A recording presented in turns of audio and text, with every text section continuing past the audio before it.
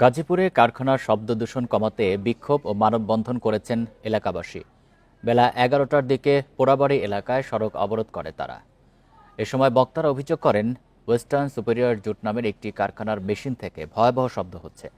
তীব্র শব্দের পাশাপাশি প্রচণ্ড কম্পনের কারণে ঘরের দরজা জানালা ভেঙে পড়ছে। বান্ডেল থাকলে প্রতি সেনমানিতে টাকা বাঁচবে। বিকাশ সেনমানি বান্ডেল কিনে জিতুন প্রতি লেনদেনে। বিষয়টি মালিকপক্ষকে জানানোর পরও কোনো সমাধানে না আসায় আন্দোলনে নেমেছেন তারা। ভয়াবহ শব্দ দূষণের হাত থেকে স্থানীয়দের বাঁচাতে প্রশাসনের দ্রুত হস্তক্ষেপ কামনা করেন বক্তারা। মানববন্ধন শেষে মিছিল নিয়ে প্রায় আধ ঘণ্টা ঢাকা ময়মনসিংহ মহাসড়কে অবস্থান কর্মসূচি পালন করেন।